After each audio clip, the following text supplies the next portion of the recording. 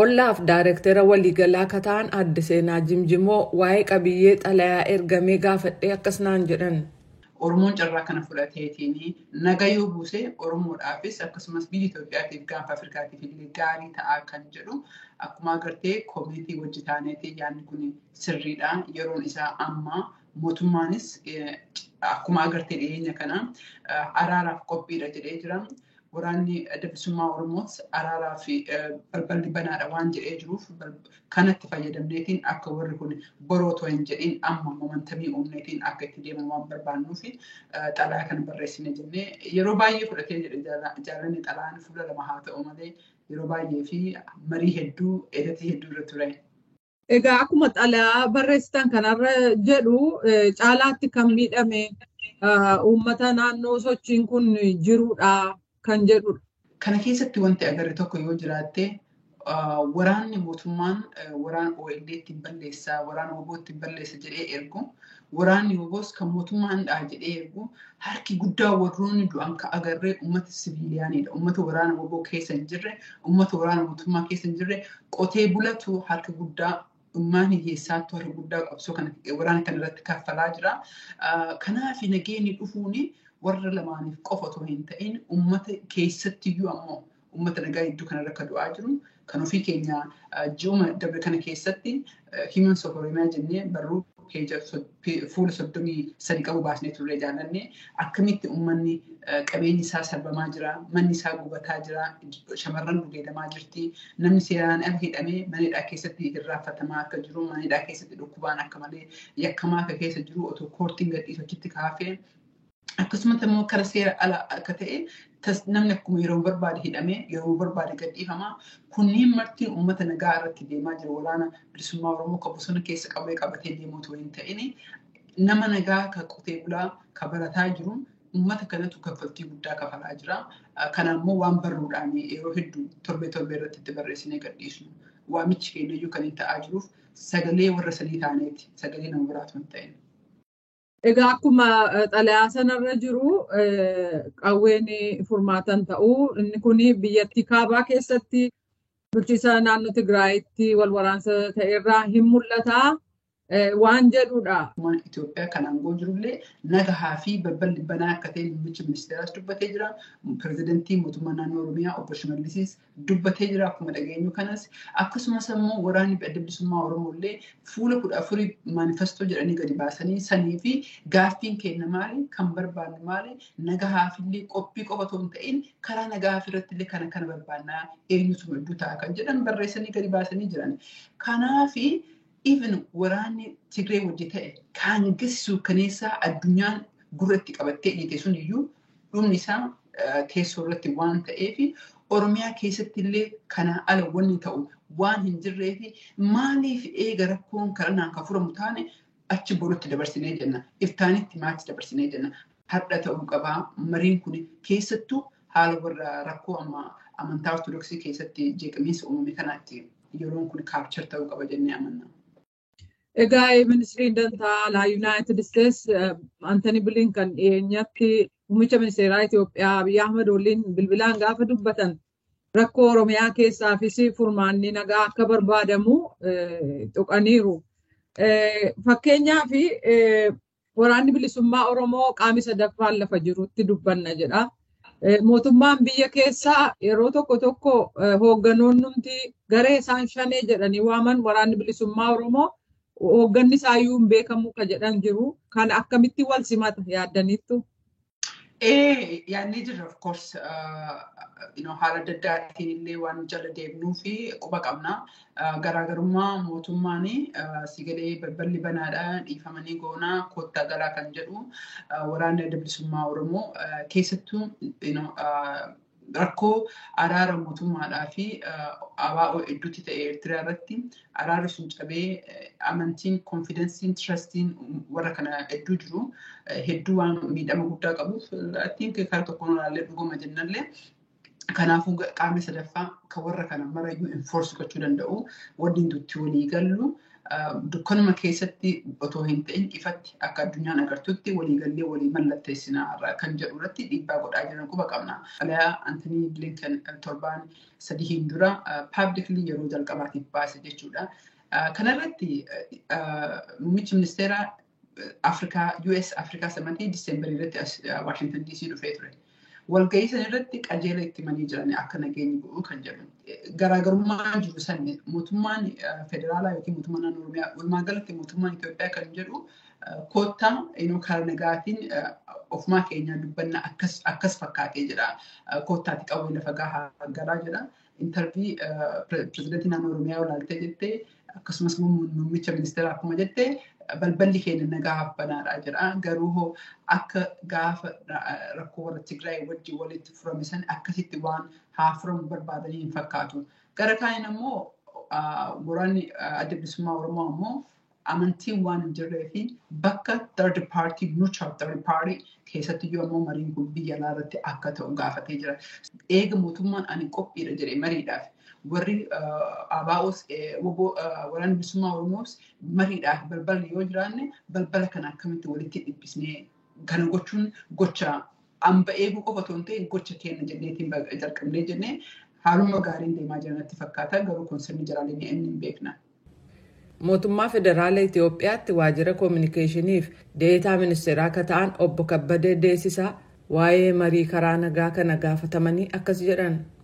Lolli kamuu qaamni hidhate kamiyyuu karaa nagaatiin qawwee isaa lafa kaa'ee gaaffii isaa dhiyeeffachuu qaba kan jedhu mootummaan ejjennoo qaba. Isa kanaaf immoo irra deddeebi'ee mootummaan caasaa mootummaatiinis abbootii gadaatiin haadholii siinqeetiin kadhachaati kan ture. Qaamni kamiyyuu biyya kana keessatti qawweedhaan jijjiiramni dhufu hin jiru jedhee mootummaan amantaa guddaa qaba.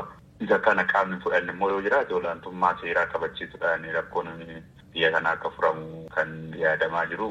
Karaa nagaadhaan gaaffii qabu dhiyeeffatee qawwee lafa kaa'ee uummata keenya dararuu keessaa gara karaa nagaatti akka deebi'u mootummaa yoomuu balballi isaa banaadha. Waan addaa garee wayii baasee fi xalayaa barreeffamanii waan jijjiiramu waan dhufu akka hin jirre kan hin hubadhu. Ani xalayicha ilaallee xalayaan qaqqabis hin jiru, xalayaan nuti fachi funaannus hin jiru jechuu kooti. Warri mootummaan shanee jedhu yookiin waraana bilisummaa Oromoo fi hin jedhanii lafa qaamni sadaffaan jirutti dubbanna waan jedhan qabu. Qaama sadaffaa qaama afaffaa waan jedhamu hin jiru. Namni karaa nagaadhaan qabsaa'uu barbaadu biyya kanatti karaan isaa banaadha. Waan warri kutuu hin qabne qaamni waraana kana gaggeessaa jiru nama ajjeessi balaa ga'u malee kan eenyuun akka hoogganamu waan ifatti beekamu hin jiru. Yeroo tokko tokko waliin makuutu jira. Hidhattoota amma jiran kanaa fi ABO waliin makuun sirrii miti. ABO jechuun warra kaleessa gaaffii Oromoo bu'uurarraa qabatanii itti Oromoodhaaf gatii kaffalaa turanidha. Isaan immoo har'a mootummaa waliin gaggeessaa jirra. Maqaadhaan waamuu warra dandeenyutu jira. Akkasumas immoo karaa adda addaatiin uummata isaanii biyya isaanii deeggaraa kan jirantu jiru. Maqaa dhaabbata kanaatiin kan nagadu warra baay'eetu jira. Qaamni hidhate kamuu haa ta'u maqaa fidee qabaatu. Uummata nan qabsaa'aaf jedhu fixuu dhiisee karaa nagaan galee gaaffii isaa dhiyeeffachuu akka danda'u nuti qaama sadaffaa fi arfaffaa waan jedhamu kana miti kan ilaalu. Dhimma kana ilaalchisee deebii mootummaa bulchiisa naannoo Oromiyaa argachuuf gara waajjiratti gaafatamaa kutaa koominikeeshinii Oromiyaa obbo Haayiluu Addunyaa bilbilaan argachuuf carraaqqiin irra deddeebi'ee taasisee milkoofne. Garuu obbo Haayiluun dhiyeenya kan gaazexeessotaaf ibsa kennan irratti dhimma Oromiyaa keessatti nagaa buusuu ilaalchisee akkas jedhanii turan. Humni kun ajandaa siyaasaa kan hin qabne kan waliin hoogganamu. Humna akkasii wajjiniin mootummaan taa'ee dubbachuu hin danda'u. Humna bittinnaa'ee rakkoo uumaa jiru waan ta'eef karaa nagaan harka akka kennatu malee humna waliin taa'amee mari'atamuu miti. Sadarkaa kanarra hin jiru. Dargaggoota karaa dogoggoraan humna kanatti makaman karaa nagaatti akka deebi'an jaarsoliin biyyaa abbootiin gadaa haadholiin siinqee dhiibbaa adda addaa godhanii dargaggoonni baay'een karaa nagaatti deebi'anii jiru. Haa ta'u malee ammas humni kun lammiilee nagaa irratti xiyyeeffatee bu'uuraalee misoomaa irratti xiyyeeffatee yeroo inni miidhaa qaqqabsiisu mul'ataa jira waan ta'eef kunis akka furmaata argatu karaan nagaa waamicha taasifame sun dinnaan mootummaan olaantummaa seeraa kabachiisaa jira. Caasaa nageenyaa naannoo keenyaa qofa otoo hin taane raayyaan ittisa biyyaas opereeshinii babal'aa taasisaa jira. Kanaanis tarkaanfiiwwan garaagaraa fudhatamaniiru. Tarkaanfiin humna kanarratti fudhatamu cimeetti fufaa jira. Gama kaaniin pireezidaantiin mootummaa bulchiisa naannoo Oromiyaa obbo Shimallis Abdiisaa gidduu dabre kan televiziyoona OBN waliin gaaffiif deebii gaggeessaniin erga jijjiiramni argame as rakkoon Oromoo qawween hiikamu yookaan furamu akka hin jirre ibsanii gaaffiin Oromoo deebiin argatiin jiru yoo jiraates hojiif gochaan agarsiisuu barbaadaa jedhan. Garaagarummaa yaadaa yoo jiraate mariin hiikamu Oromiyaa keessatti rasaasni tokko akka dhuka'u mootummaan bulchiisa naannoo Oromiyaa hin fedhuu jedhan. Oromoo gidduutti dhiigi akka lola'us hin barbaannu kanaafis jedhan. Nagaa Oromoo fida taanaan waan barbaachisu hunda gochuudhaaf mootummaan naannoo Oromiyaa qophaa'aadha. Hiikamus hin danda'ama jennee amanna. Sanaan ala waan jiruuf garuu qaamni nageenyaa kan federaalaas ta'ee naannoo tarkaanfii olaantummaa seeraa kabachiisuu itti fufaa jedhan. Gama kaaniin waa'ee xalayaa ergamee kan akka gaafataman dubbii himaan waraana bilisummaa Oromoo kan idil addunyaa obbo Odaa Tarbii yaada kennaniin. Ibsa sana argineerraa jalqabaas kaka'umsa akkasii daasporaa keessaa arguun baay'ee nu gammachiisa. Namni uummata isaaf yaadee inishitiivii akkasii kaasuun isaanii baay'ee nu gammachiisa. Garuu akkasumatuu jennuus waan tokko sirriitti akka uummanni isaaniif galu kan ibsuu barbaannu nuti karaa keenyaan nagaa takkallee dinnee hin beeknu. Ibsa adda addaarraa argamuu danda'ama. Akkatti nagaa permanent ta'uu danda'u kan turuu danda'u kan yeroof qofa hin taane akkatti ijaarratan akkaataa qaba jennee yeroo baay'ee ibsa adda addaa baafneerraa kan nagaa sababa barbaadaa jiru nu miti sirnicha kun hubatamuu qaba jalqaba.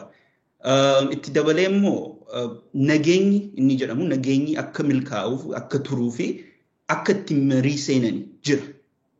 Marii otuun seenii dura confidence building measures yookaan afaan Oromootiin waan walamantaa nu gidduu guddisuu danda'u wanta akkasii duraan godhamuu qaba.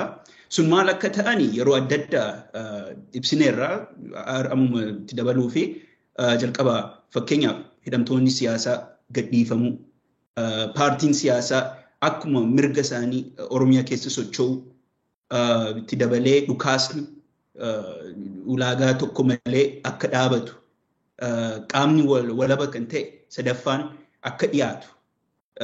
Yoo marii sana seennee waliigaltee tokkorra dhufne waliigalteen sun akka milkaa'uuf haala kan mijeessan amma malee booda gaabbuun hin ta'u. Gufuu ta'e nageenyaa fi sirnichumadha. Sirnichi yoo barbaade dhuguma Oromiyaan nagaa barbaada. Uummanni Oromoo rakkataa jira. Dararaa adda adda argaa jira. Kanaaf kun haa dhaabatu. Nageenya sun dhugaa yoo barbaade waan inni gochuu qabu illee beekna. Garuu kan nuun argaa jirru kan xiqqoo tokko gaaffii nutti ta'u yeroo yerootti sababa adda adda baasa. Waboo kan wajjinii mari'annaa. Waboo sadiitu jira. Qoqqoodameera maal goona. Maadha kuni akka waan isaan nageenya buusuu yaalanii eenyutti dubbannaa jedhanii waan wallaalaniif. Egaa waboon kuni aangawoonni yeroo baay'ee shanii jedhanii waaman sun hoogganoota baay'ee qaba. Akkuma silasiin jettan wanta jedhu jira. Dhuguma hoogganoonni baay'een jiru yookiin caccabaadha. Qaamni kamuu hoogganaa olaanaa qaba. Hoogganaan isaan jallas hojjetanii ni jiru. Garuu akka dubbatamaa jiru kanatti akka waljibbinsi uumamee garee lama yookaan garee sadiitti jijjiirame waboonni jedhamu walumaagalatti sobadha. Dura ta'an keenya akkuma beekamu Jaal Maroodha. Itti aanaan Jaal Gammachuu Booyeedha. Akkasumaan hooggantoonni waraanaa jiru, hooggantoonni siyaasaa jiru. Kuni dhugaa dubbannu sirnichi waan wallaale miti. Ololumadha. Isaaniif beeki nuti qaama isaanii waggaa 4 lolaa oolaa turanidha. Nu qoratu sirriitti beeku. Kana kaasuu isaanii illee sababuma godhachuuf akkuma sila jedhee nageenya waan hin barbaanneef nageenyi kuni wanti isaan barbaanne waan hin taaneef sababuma barbaaduudha. Sababa amma haaraan kan isaan itti ba'anii ololaan facaasaa jiran immoo waboo kam taasina. Waboo 3-4 jira gandaan wal qoodaniiru. Kanaaf kamitti haasona wanti jedhamu akkuma sila jedhee they want to blame wabo akka waan waboon nagaa dideetti yookaan isaan yaalanii waan gochuu dadhabanitti fakkeessuu barbaadu garuu dhugaa miti walumaa galatti. Hordoftoota keenya keessummoota koo mara galateeffachaa kanan har'aaf jedhe kanumaan xumure an jaallannee gammadaati nagaatti.